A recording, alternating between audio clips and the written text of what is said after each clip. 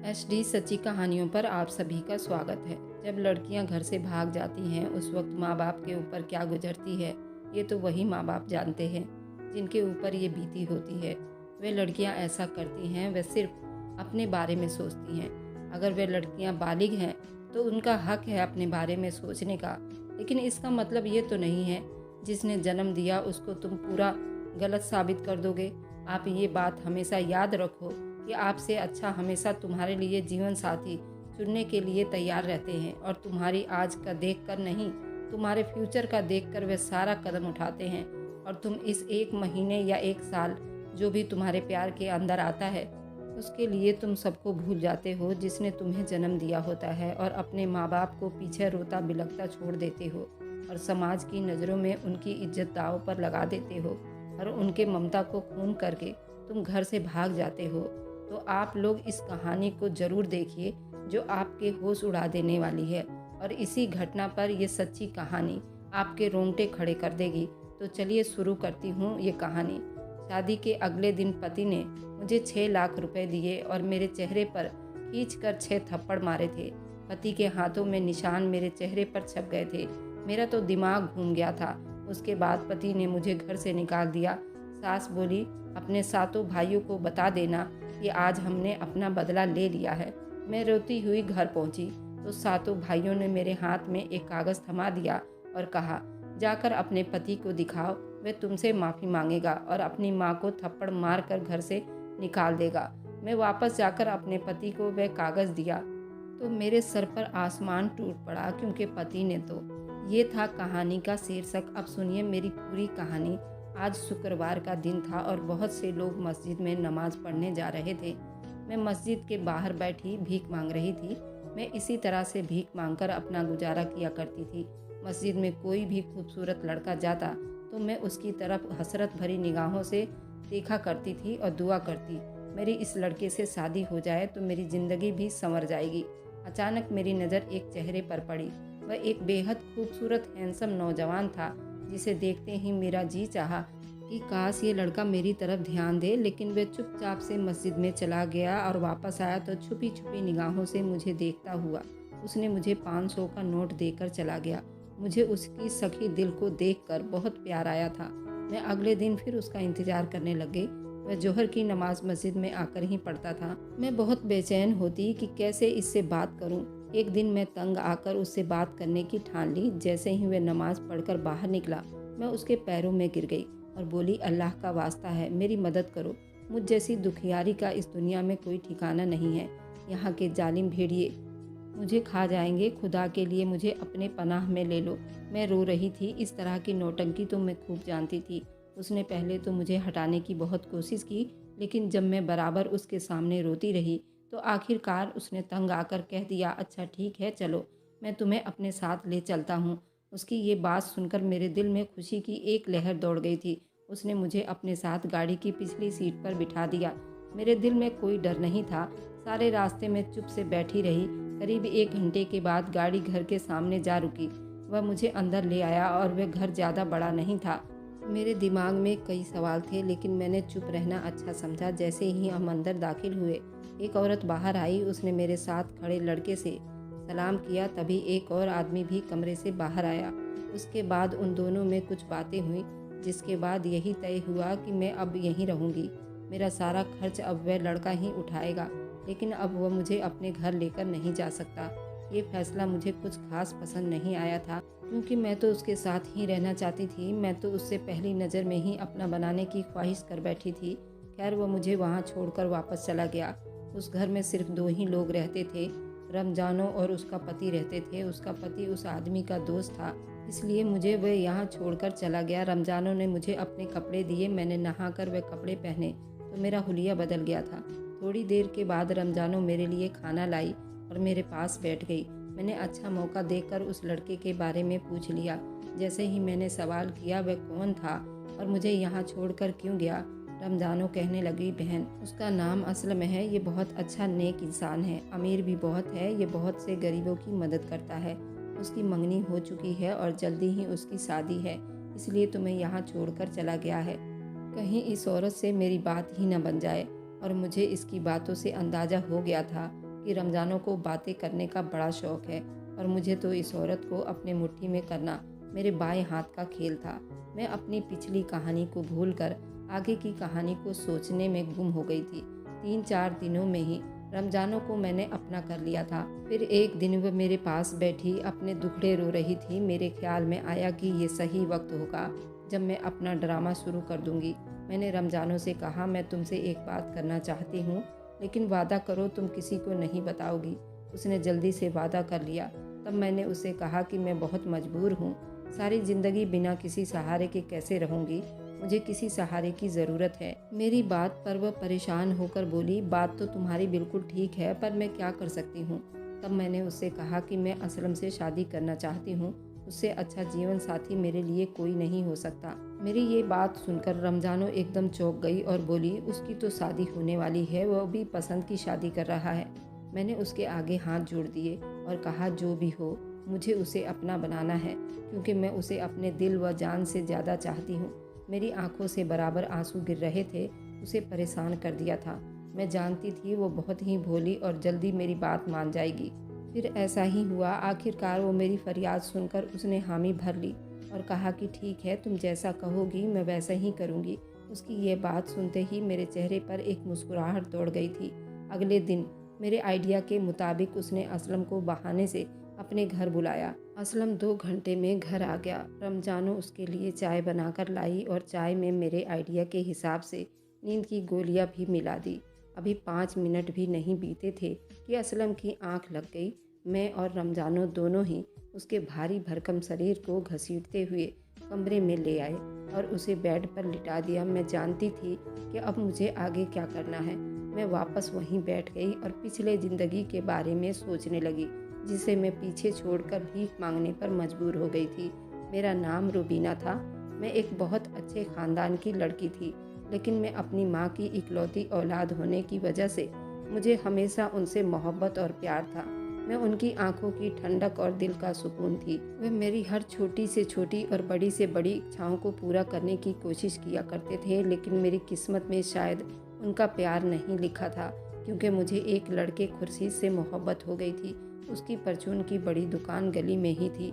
मैं उसकी दुकान पर अक्सर सौदा लेने जाया करती थी। वह मेरी तरफ बड़े आशिकाना और प्यारी नज़रों से देखता रहता था। पहले उसकी निगाहों का मतलब ना समझी थी, मगर सच तो ये था कि मुझे भी वो अच्छा लगने लगा था। बहाने बहाने से उसकी दुकान पर दिन में 3-4 बार चक्कर लगाया करती थी। जब उसे मेरे जज्बात का पता चला, उसने भी जल्दी मेरे सामने अपना दिल खोल कर रख दिया। पहले तो मैं डर गई, क्योंकि कभी किसी ने मुझसे इस तरह की बात नहीं की थी। उसने कहा कि वह मुझसे मोहब्बत करता है, तुमसे शादी करना चाहता हूँ। मैंने कहा कि नहीं, मेरे पापा को पता चला तो वो मुझे मार डालेंगे। मेरी बात सुनकर उसके चेहरे पर मुस्कुराहट फैल गई और बोला, पापा की फ़िक्र मत करो, मैं सब कुछ संभाल लूँगा। उसकी बात से मुझे बड़ी तसल्ली हुई और धीरे धीरे हमारी मुलाकातों का सिलसिला बढ़ने लगा था। अब उसके बगैर मेरा दिल नहीं लगता था। अभी हमारी मोहब्बत को परवान चढ़े ज़्यादा दिन नहीं हुए थे कि पापा ने मेरे रिश्ते की बात कहीं दूसरी जगह पर कर दी। मैंने घर की सारी बातें जल्दी से खुर्शीद को बता दिया। खुर्शीद मेरी बातें सुनकर बहुत परेशान हो गया। फिर अचानक उसने कहा कि हम दोनों यहाँ से दूर कहीं चले जाते हैं। इस तरह हम दोनों आसानी से शादी करके अपने रिश्ते को जायज़ नाम दे सकते हैं। उसकी बात ने मुझे अच्छा खासा चौंका दिया था। वो मुझे घर से भगाने का कह रहा था। मैंने ना में सिर हिला दिया था और वहाँ से वापस चली गई थी। घर जाकर मेरे दिमाग में बार बार यही ख्याल आ रहे थे, मैं खुर्शीद को कैसे हासिल कर सकती हूँ। उसी शाम मेरे ससुराल वाले आए और वह उन लोगों ने मेरी शादी की तारीख पक्की कर दी। अब वह चीज़ मेरे लिए स्वीकार करना नामुमकिन था, क्योंकि मैं तो खुर्शीद से प्यार करती थी और मैं कैसे किसी और लड़के के साथ शादी कर सकती थी जिसे मैं जानती तक नहीं थी। बस फिर अगले दिन ही मैंने खुर्शीद से कह दिया कि मैं तुम्हारी हर बात मानने के लिए तैयार हूँ। मेरी बात सुनते ही उसके चेहरे पर मुस्कुराहट आ गई। उसने मुझे आगे का सारा प्लान समझा दिया। जैसे ही रात हुई, मैं घर से भाग गई। खुर्शीद पहले से ही मेरे इंतज़ार में था। हम दोनों बस स्टैंड पर पहुंच गए। वहां से कोलकाता की बस पकड़ ली और बस में बैठकर मुझे सारे रास्ते अपने माँ बाप की जुदाई का दुख होता रहा। मैं जानती थी कि अब मैं कभी वापस नहीं जा सकती। खुर्शीद मुझे एक गांव जैसे इलाके में ले आया। हम दोनों वहां एक किराए के मकान में रहने लगे। मैं उस घर में पहुंचते ही उससे कहा कि हम दोनों शादी कर लेते हैं। मेरी इस बात पर उसने मोहब्बत से मेरी तरफ देखा और बोला, हाँ अब हम जल्दी ही शादी कर लेंगे। उसकी इस बात से मुझे तसल्ली हो गई थी, क्योंकि वह भी तो मेरी तरह घर बार छोड़कर ही आया था। हम पहली बार एक साथ रह रहे थे। ज़िंदगी बहुत खूबसूरत लगने लगी थी।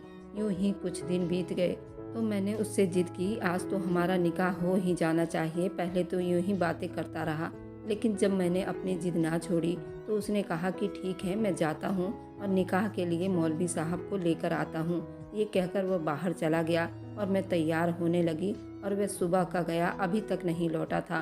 अब तो मगरिब की नमाज भी ख़त्म हो गई थी। मैंने उसका बहुत इंतज़ार किया, मगर उसकी कोई खबर ना आई। पूरी रात मैंने अंगारों पर बिताई थी। मेरे पास कुछ नहीं था जिसे मैं साबित कर सकती थी कि उसका और मेरा कोई संबंध था। उसके बाद फिर वह कभी नहीं आया था। महीना ख़त्म हुआ तो मकान मालिक ने किराए की डिमांड कर दी, जो कि मैं पूरी नहीं कर सकती थी। अगले महीने की 10 तारीख को उसने मुझे धक्के देकर घर से निकाल दिया था। अब मेरे पास कोई ठिकाना नहीं था। मेरी मंजिल कहाँ थी मैं नहीं जानती थी। 2 दिन तक तो मैं ठोकरें खाती रही, लेकिन मुझे कोई ठिकाना नहीं मिला। मुझ जैसी गंदी लड़कियां जो माँ बाप का सर झुकाकर घर से बाहर भाग जाती हैं, उनके साथ तो यही होता है। फिर मैं अपना पेट पालने के लिए मस्जिद के आगे भीख मांगने लगी थी। यहाँ ना कोई मुझे जानता था, ना ही कोई अपना था। लेकिन एक दिन जब असलम को देखा तो लगा उससे अच्छा कोई इंसान हो ही नहीं सकता, इसलिए जल्दी उसकी तरफ कदम बढ़ा दिए। उन्हीं सोचों में डूबी मेरी भी आंख लग गई। कुछ पता नहीं चला, लेकिन सुबह का सूरज अभी निकला भी नहीं था कि मेरी आंख खुल गई। फिर मैंने वही किया जो मेरे प्लान का हिस्सा था। मैं ज़ोर ज़ोर से चीखने चिल्लाने लगी। मेरी आवाज़ पर असलम भी उठकर खड़ा हो गया। इतने में रमजानो और उसका पति भी कमरे में आ गया। तब मैं चीख चीख कर कहा, इस आदमी ने मुझे रात को नशे वाली चाय पिलाई थी और मैं बेहोश हो गई। ये कहकर मैं फूट फूट कर रोने लगी और असलम अपनी सफाई में कुछ नहीं कहना चाहता था। लेकिन मेरी चीख पुकार सुनकर रमजानों के पति ने उसे धक्के देकर घर से निकाल दिया। फिलहाल मैं उसे हर हाल में अपनाना चाहती थी। अगले दिन मैं उसके घर पहुंच गई। मैं उस बंगला नुमा घर में दाखिल हुई तो मैंने नौकरानी से असलम की मम्मी को बुलाने को कहा। थोड़े ही मिनट के बाद असलम की माँ मेरे सामने बैठी थी और वे बहुत ही अमीर और अच्छी खूबसूरत औरत थी। उनकी नज़रों में कई सवाल थे, क्योंकि वह मुझे नहीं पहचानती थी। मैं उनके सवाल पूछने से पहले ही उनके पैरों में गिर गई और फूट फूट कर रोने लगी। मेरे इस तरह रोने पर उन्होंने कहा कि बेटी तुम कौन हो और तुम्हें क्या समस्या है। तब मैंने कहा कि आंटी, आपका बेटा असलम, उसने मुझे बर्बाद कर दिया है, मेरी इज्जत को खाक में मिला दी है। बताइए मैं कहाँ जाऊँगी? मेरे पास तो कोई सहारा भी नहीं है। वह मुझसे शादी भी नहीं करना चाहता। ये सुनकर उनके चेहरे के रंग बदलने लगे थे। उन्होंने मुझे अपने पैरों से उठाया और अपने सामने खड़ा करके पूछा, ये तुम क्या कह रही हो लड़की? मैंने उसके आगे हाथ जोड़ दिए और सारी कहानी सुना दी।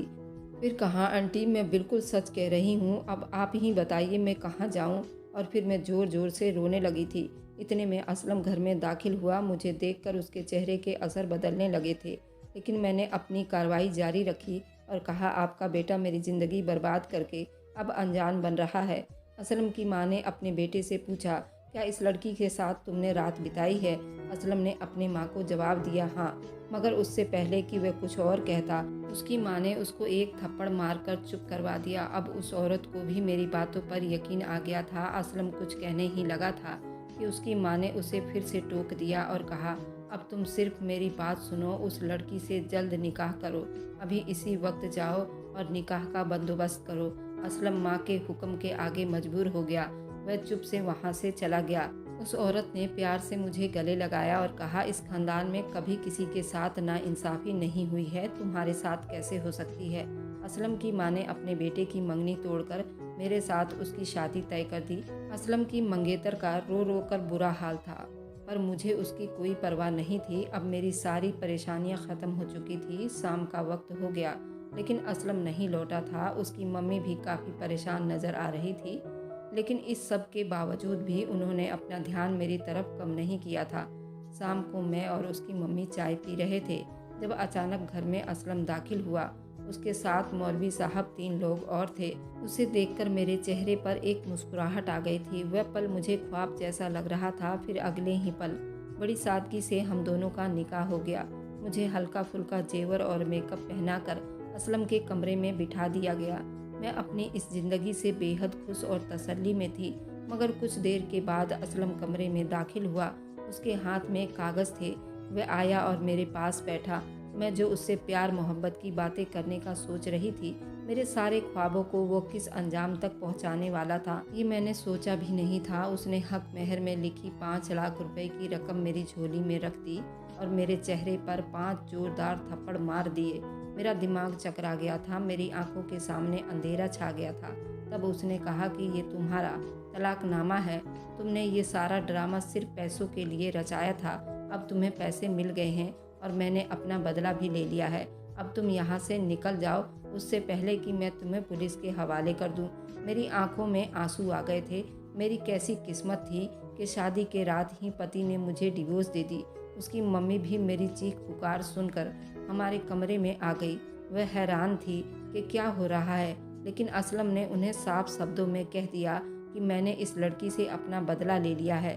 अगर आप लोगों ने इस मामले में दखल अंदाजी की तो मैं ये घर छोड़कर चला जाऊंगा। इस बात पर असलम की माँ बिल्कुल चुप हो गई थी। मैं रोती हुई वहाँ से निकल आई और एक पार्क में बैठ गई। काफ़ी देर में रोती रही। मुझे रोता हुआ देखकर एक 7 भाइयों का ग्रुप मेरे पास आ गया और वे लोग मुझसे रोने की वजह पूछने लगे और उनसे मैं डर गई और भागने लगी। तभी उन लोगों ने मेरे सर पर हाथ रखा और कहा, तुम हम सातों को अपना भाई समझो, हमसे डरने की ज़रूरत नहीं है, हम तुम्हारी हर तरह से मदद करेंगे। तब मैंने रोते हुए अपनी सारी कहानी उन्हें सुना दी। मेरी सारी बात सुनने के बाद वे बोले, बहन तुम फिक्र मत करो, हमारे पास एक ऐसा फ़न है कि हम किसी को भी बड़े से बड़ा नुकसान पहुंचा सकते हैं। हम तुम्हारे इस समस्या को भी दूर करेंगे। उसके बाद उन्होंने मुझे एक कागज़ दिया और कहा कि मैं उसको एक कब्र में दफना दूँ। पहले तो मुझे डर लग रहा था क्योंकि एक अजीब सा काम था, लेकिन बदले की आग मेरे अंदर ऐसी भड़क रही थी कि मैं हर हाल में असलम से बदला लेना चाहती थी। अब मैं उन सातों भाइयों के लिए काम करती थी। मैं गुनाह के रास्ते पर चल पड़ी थी। वे सातों भाई काला जादू करते थे। वे जो कहते थे वैसा ही करती। अब मैं उनकी टीम का हिस्सा बन चुकी थी।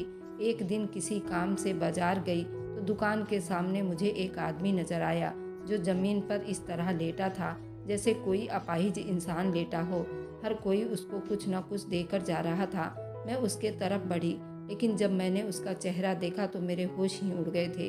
वह वही था जिससे मैंने बेपनाह मोहब्बत किया था। वह असलम था। आज इतना अमीर और इतना घमंडी आदमी मिट्टी में मिल गया था। मेरा दिल खून के आंसू रो रहा था। मैं उससे बदला लेना चाहती थी, मगर उसे मैं इस अंजाम तक नहीं पहुंचाना चाहती थी। मैं वहां से मुड़कर भाग आई। मेरा दिल तेजी से धड़क रहा था। मेरे अंदर एहसास और मोहब्बत बढ़ गया था कि मैं उसे बिल्कुल ठीक देखना चाहती थी। मैंने सोच लिया कि मैं कल असलम के घर जाऊंगी। उसके घर वालों को सारी सच्चाई बताकर असलम को उसके घर ले जाऊंगी। लेकिन अल्लाह को कुछ और ही मंजूर था। उसी रात मुझे पैरालाइज अटैक आया और मैं खुद अपाहिज हो गई। मेरे लिए ये सदमा भी बहुत बड़ा था।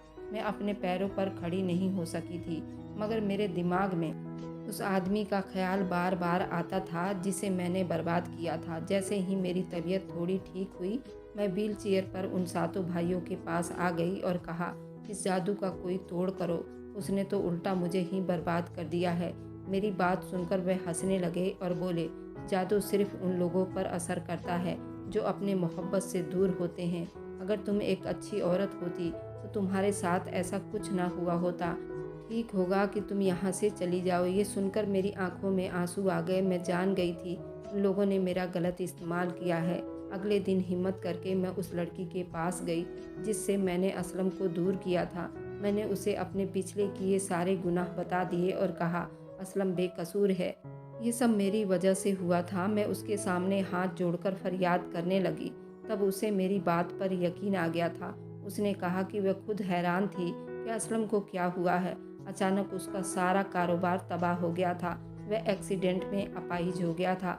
फिर भी वह रोज़ अपने घर वालों से झगड़ा करता था और अपना घर भी उसने छोड़ दिया था। ये सब जादू का असर था। फिर उसे अपने साथ वहाँ ले गई जहाँ मैंने असलम को देखा था। मैं खुद वापस आ गई क्योंकि मुझ में असलम का सामना करने की हिम्मत नहीं थी। मगर मुझे एक सुकून और इत्मीनान हो गया था। असलम की मंगेतर ने उस जादू का भी तोड़ निकलवा दिया था। कुछ दिनों के बाद मुझे असलम और उस लड़की की शादी की खबर मिली थी, जिसे सुनकर मेरा दिल बेहद खुश हुआ था, जिसे मेरी ज़िंदगी का मकसद पूरा हो गया हो। अब मैं आसानी से मौत को गले लगा सकती थी, क्योंकि मेरी ज़िंदगी में हर तरफ सुकून था। शायद तब तक आपको ये कहानी सुनने को मिलेगी, तब तक मैं मर चुकी होंगी, लेकिन आपके एक दुआ से मुझे मरने में आसानी हो जाए। क्या पता किसी की दुआ कबूल हो जाए और मेरे आगे की मंजिल आसान हो जाए। मैं अपना पहला प्यार का बदला किसी और से लेना चाह रही थी, जिसमें कोई गलती ही नहीं थी। वह तो मुझे आज तक ना मिला और ना उसका कोई अता पता मिला, और ना ही मैं अपने माँ बाप के घर गई, क्योंकि मैं किस मुँह से अपने माँ बाप के घर जाती। उनको इतना बदनाम करके घर से भाग आई थी। शायद मेरी सज़ा यही थी। बहुत होंगे प्यार करने वाले, लेकिन धोखा खाने वालों की लाइन भी कम नहीं है। मेरी कहानी सुनाने का मकसद तो यही था। हर प्यार पर इतनी जल्दी विश्वास ना करें। जिसने तुम्हें जन्म दिया है, उसके अलावा तुम्हें कोई इतना नहीं चाह सकता, और तुम उसी को ठोकर मार कर घर से निकल जाते हो, तो ये कहाँ का इंसाफ होगा। बहुत प्यार करने वाले होंगे, लेकिन मुझे तो अपने प्यार में धोखा ही मिला था। उन सभी प्यार करने वालों के लिए मेरी ये कहानी थी। कृपा होगी अपना घर छोड़कर कभी ना जाएं। अगर आपको आज की कहानी पसंद आई है तो वीडियो को ज़रूर लाइक कीजिएगा और अपने दोस्तों के साथ शेयर भी कीजिएगा। और हाँ, अगर आपने अभी तक हमारे चैनल को सब्सक्राइब नहीं किया है तो ज़रूर सब्सक्राइब कर लें। मिलते हैं हम अपनी कल की एक नई दिलचस्प कहानी के साथ। मुझ पर सदा अपना प्यार और स्नेह बनाए रखें। सभी को मेरा प्यार भरा नमस्कार दोस्तों।